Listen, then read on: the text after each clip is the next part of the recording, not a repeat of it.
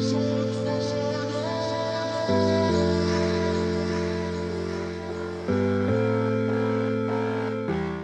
good morning, everyone. I hope we're okay. Yes, we have braved the 1 week of snow we get every 7 years, and we've managed to get to church. And as Ken has rightfully said, I might take this off actually, we are going to be speaking, just catch that, ma'am. Thank you. You always used to pick up my dirty laundry, and there's another instance right there. You're a good mum. We're going to be looking through the book of Nehemiah. We're probably going to do it for a couple more weeks, 3-4 weeks.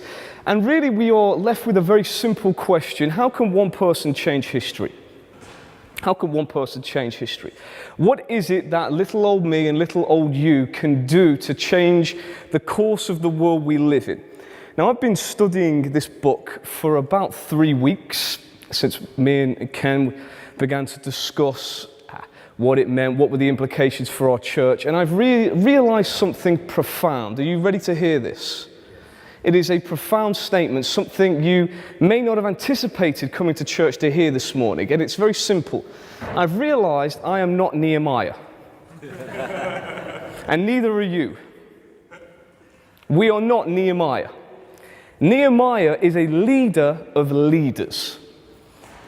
In perhaps a common reference point would be someone like a Billy Graham, who brings the world to a standstill when he dies, and millions are watching his funeral service around the world. I love you all, but that is probably not going to happen to you or is going to happen to me. As I read the first 4 chapters, I saw that there were 8 leadership things that Nehemiah did which only very, very high-level leaders are capable of doing. Going to the most powerful person in that empire and saying, well, I'm going to leave you for a bit. You're going to pay me to do it. You're going to give me resource, and then you're going to pay for the resource so I can do it. Quite incredible.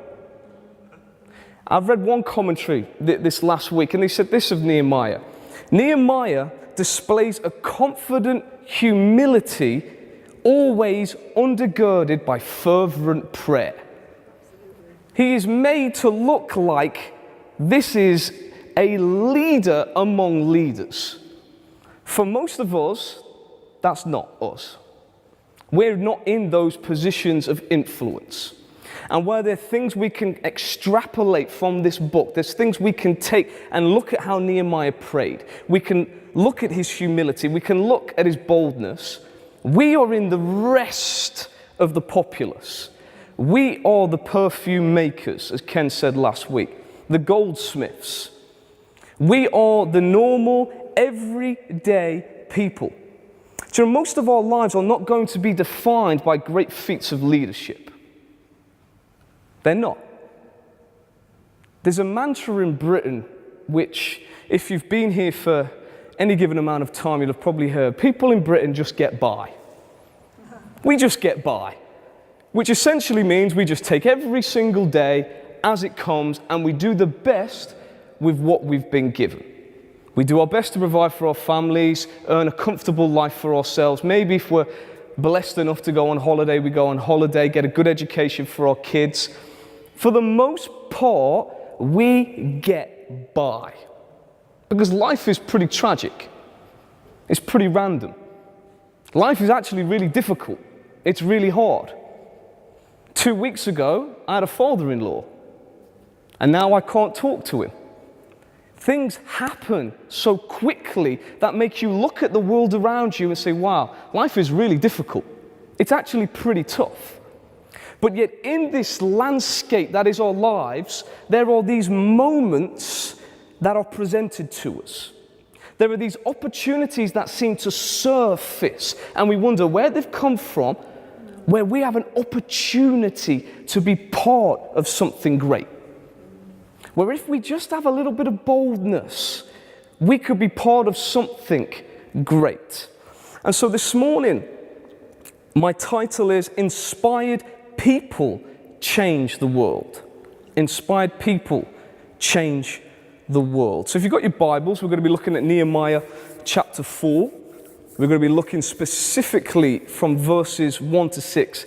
Park at verse 6. I'm going to do a bit of work specifically there, and then we're going to move on right down to verse 15, and we'll hopefully get through it all. So if you've got your Bibles, we're going to start Nehemiah 4, verses 1.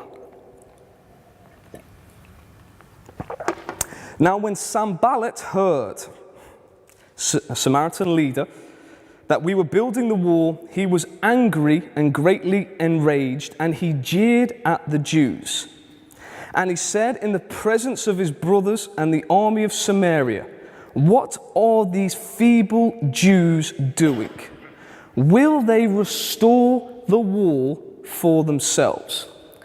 Every single time you choose to do something, you align yourself with a cause, you attempt to do something significant with it and with meaning, you will have opposition. Every single time. You will have critics. Every single time. And it's the reason why most people stop. The criticism's too sharp. The opposition's too great, and so we retreat. What are these feeble Jews doing? Will they restore it for themselves? Will they sacrifice? The point of that is saying, will they just pray the wall up? Are they going to miraculously pray enough, sacrifice enough, and then the wall will be built? Will they finish it up in one day, which essentially means, do they have any idea of what they are taking on? Do they understand how difficult this task is going to be? Will they finish it up in one day? Will they revive the stones out of the heaps of rubbish and burnt ones at that? Tobiah the Ammonite was beside him, and he said, "Yes, what they are building, if a fox goes upon it, he will break down the stone wall." Look at what these feeble people are doing. They are using old, burnt rubble. They are not builders. They are normal, everyday people, and they are trying to build a wall. They have no clue what they are doing. No experience on how to build a fortified city. If a fox was to go upon that wall, it would crumble. That is how poor builders they are. Now Nehemiah, and again some commentators remark, this is almost like a flashback for him, because he suddenly just goes into prayer. Verse 4. "Hear, O our God, for we are despised. Turn back their taunts on their own heads, and give them up to be plundered in a land where they are captives. Do not cover their guilt, and let not their sin be blotted out from your sight, for they have provoked you to anger in the presence of the builders." This is a prayer for vindication. He's not responding to his critics. He's saying, "God, please just vindicate me. Bring some retribution." There is a similar prayer in Psalm 122, if we could get that up. Or 123, excuse me. And it's a song of ascents. "To you I lift up my eyes, O you who are enthroned in the heavens. Behold, as the eyes of the servants look to the hand of their master, and the eyes of a maidservant to the hand of their mistress, so our eyes look to the Lord our God till he has mercy upon us." Now listen to this next verse. "Have mercy upon us, Lord. Have mercy upon us, for we have had more than enough of content." We are tired of hearing the verbal volleys aimed towards us. Please vindicate us from this situation. There's a particular theological term, I can't quite remember, but this is a type of prayer that is very common in the Old Testament. It is waiting for God to bring some form of vindication. So then we get to verse 6. After this prayer and after the abuse and the torment that they've heard, this verse has stumped me for 3 weeks. I have sat there, I kid you not, for 3 weeks, and I said, I know I need to preach on this verse, but I have no clue what it means. I'm not a Hebrew scholar. I'm a scally from Liverpool, so forgive me if I spend 3 weeks trying to figure out. A scally just means, I don't know, he does petty crimes. Not anymore, I'm reformed. I'm sorry, Mum. It happened. I know you're there. And so, I kid you not, I'm sat there and I'm thinking, God, I don't know what to do. This is an important verse. There's something in this I'm missing. Took Judah to basketball yesterday. Froze in a gym that was probably colder than outside. Running around with these screaming kids. If you're a parent one day, let me just throw this one out to you. Please don't engage your children in a sport just because you want to get rid of them for an hour and a half. Because coaches like me actually want to teach kids how to play basketball. Anyway, we'll move on because I can already feel the anger from yesterday. And anyway, I'm coaching and I come home and there is this beautiful sparkling commentary that has been provided for us by NHCC, and I'm very happy. And I think, verse 6, what does it mean? And the guy's named George Fensham, a brilliant Hebrew scholar, actually interpreted it, what it would mean for us today. So you ready for this? We are. You are. It's good. I'm glad you're here. I'm glad you're here. Verse 6. So we built the wall, and all the wall was joined together to half its height, for the people had a mind to work. That means nothing to us, right? For the people had a mind to work. In Hebrew, the word heart means hleb. If I'm saying that according to Google pronunciations correctly, just means the center of everything. Again, doesn't really mean much to us. And so George Fensham said this, and I was so blessed by this.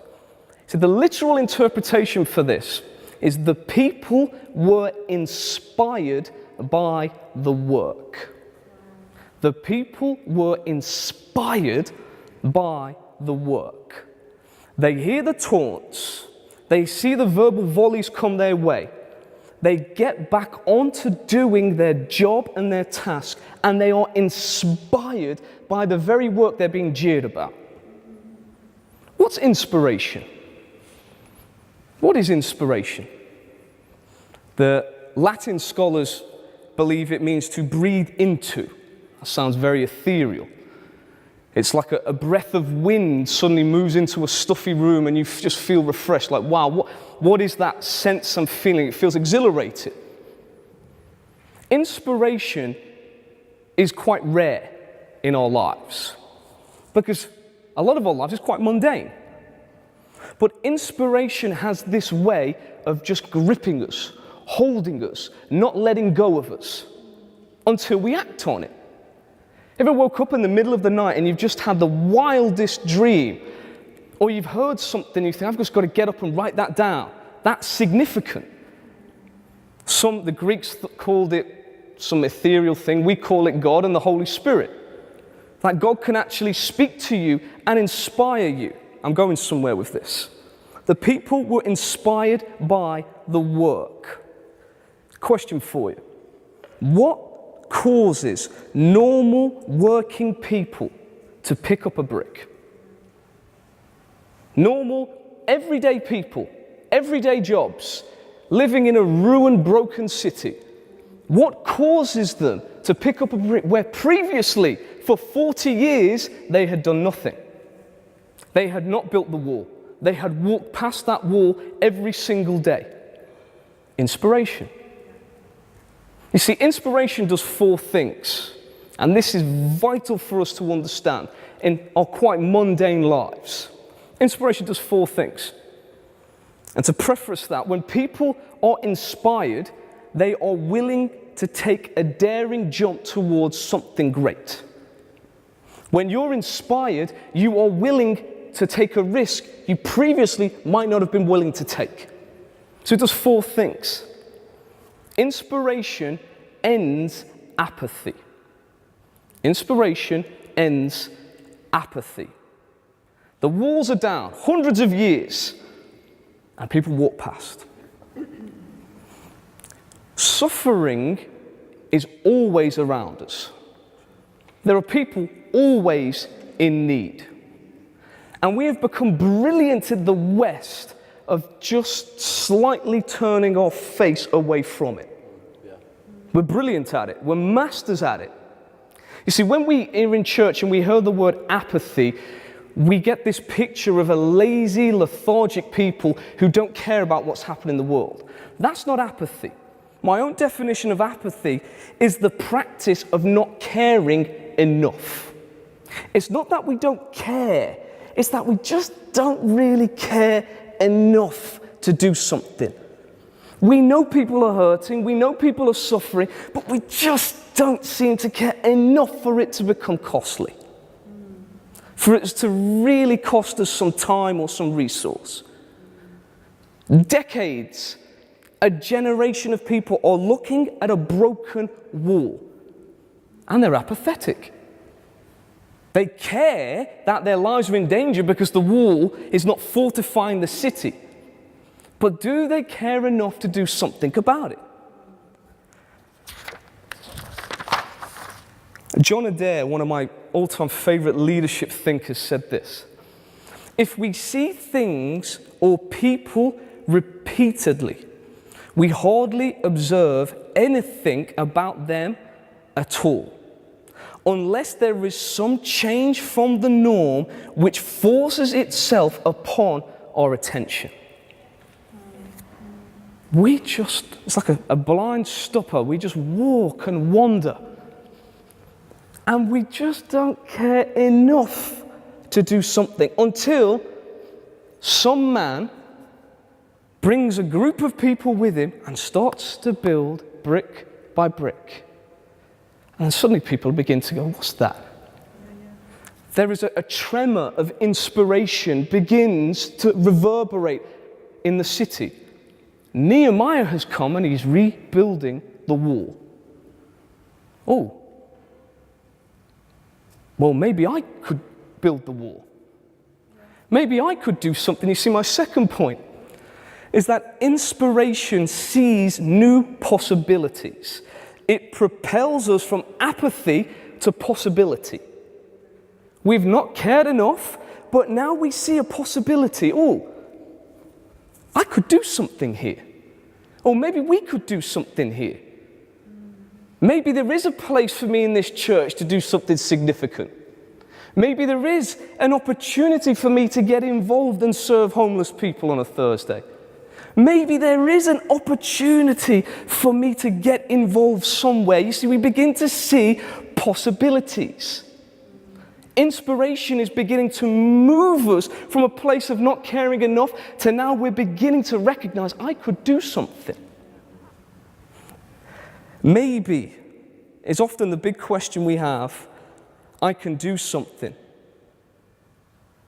But maybe I'm only going to do it if I see someone else do it first. And Nehemiah was the activist. He was the one who went ahead and did it first. There are a lot of people who have done it first. You know that.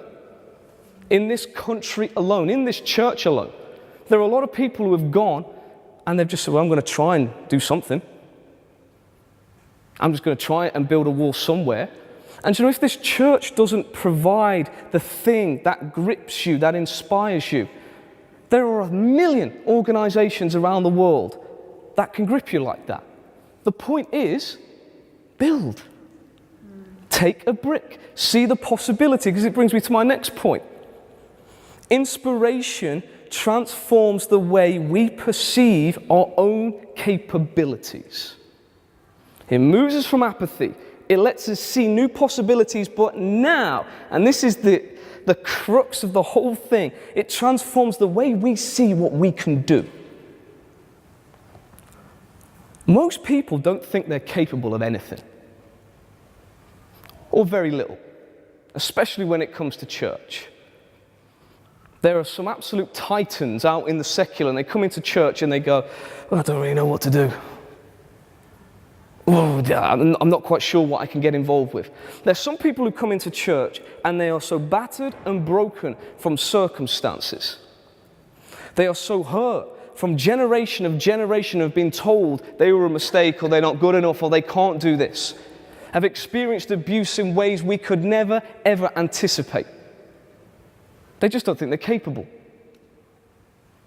The people who rebuilt that wall did not think they were capable. So when I worked in Peckham,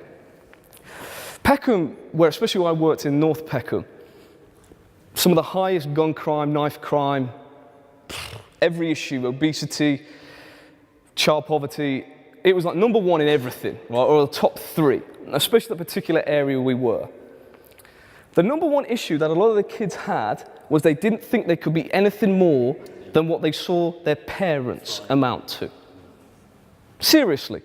They didn't think they could amount to anything more than what their parents could amount to. Which meant 50% were drug dealers. Just were.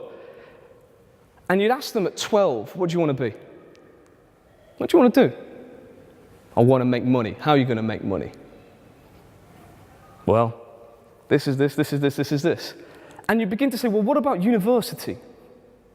What about this? What about this? And you would just watch, I'm not capable of doing that. I'm not smart enough. And I was constantly looking for ways, how do I inspire them? And one kid I will never, ever, ever forget as long as I live.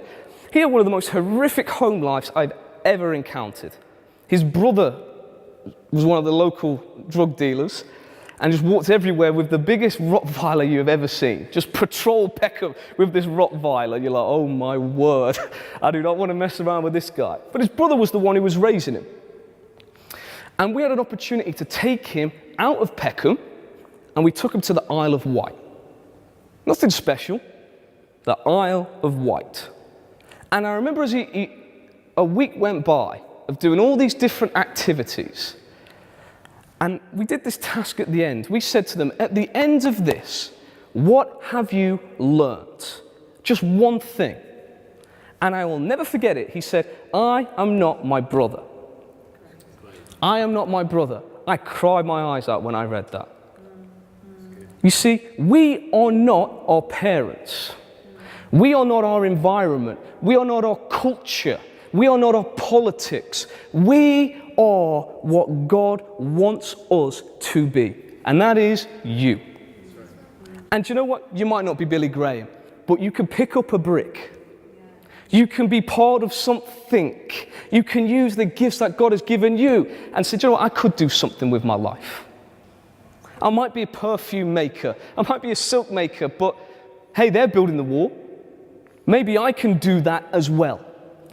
That's church. That's church. Where we look at everyone and say, it doesn't really matter about this. In here, we're going to give you opportunities to use your capabilities. It stops us saying, when we experience and have true inspiration, stops us saying, I can't do that. I can't do that. I can't do that. Because now we believe we're doing something worthwhile. And that becomes contagious. Inspiration's contagious. You get a few inspired people, they can end slavery, they can end any type of corrupt government or system in the world. Because it always just starts with one, and maybe we're not the one, we might be the 100th, we might be the 1000th, but we can do something. Fourth point, and I'm nearly finished. Inspiration gives us resolve. That's an important word today, resolve. Steadfastness, stickability. Where things aren't going how you think they should go. There is this, and I think it is quite a new myth that's emerging within the workplace about my generation, millennials, that, work shy, no resolve, had an easy life, and, they're all just spoiled little kids, and they just need to go through and have some discipline. But it is quite a pernicious myth. But I will say this, if you want to do something, anything, it's going to be hard. Doesn't mean you should quit. Doesn't mean you should give up. We are now living in a culture where you have options and alternatives to quit, and there is a safety blanket for you to keep regressively quitting. So you just keep quitting and keep quitting. Oh, that's too hard. They're asking too much of me. To build a city for the future generations, to build a church for the future generations, it needs people who don't quit. Who have some resolve. And I'll show you this. In verse 7 to 14. But when Sanballat and Tobiah and the Arabs and the Ammonites and the Asherites heard that the repairing of the walls of Jerusalem was going forward, and that the breaches were beginning to be closed. I would love to see their faces, so they see just no builders, just random people building a wall. They were very angry, and they all plotted together to come and fight against Jerusalem and to cause confusion in it. And we prayed to our God and set a guard as a protection against them day and night. In Judah it was said, the strength of those who bear the burden is failing. There is too much rubble. By ourselves we will not be able to rebuild the wall.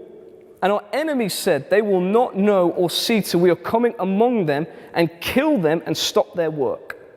At that time the Jews who lived near them came from all directions and said to us 10 times, you must return to us. So in the lowest parts of the space behind the wall, in open places, I stationed the people by their clans. Again, this is excellent leadership from Nehemiah. Just incredible leadership, with their swords, their spears, and their bows. And I looked, and I arose and said to the nobles and to the officials and to the rest of the people, if you underline one verse, it is this: do not be afraid of them. Do not be afraid of them. Remember, because we forget all the time. All the time we forget. Remember the Lord who is great and awesome, and fight for your brothers, your sons, your daughters, your wives, and your homes. Life is hard. It is full of challenges. But if we're inspired, maybe our apathy can end. Maybe we begin to see new possibilities where there weren't any there before. Maybe we can stop doubting ourselves and say, I can do that. I can really do that. And then maybe we could just say, do you know what? I'm going to fight for this. Yeah. This is worth fighting for. This isn't just, you notice, he's not just saying, fight for yourselves. Fight for who? Your wives, husbands. Fight for the next generation, and the next generation, and the next generation. Because that is what it takes for people to change history. We're going to pray this morning, church.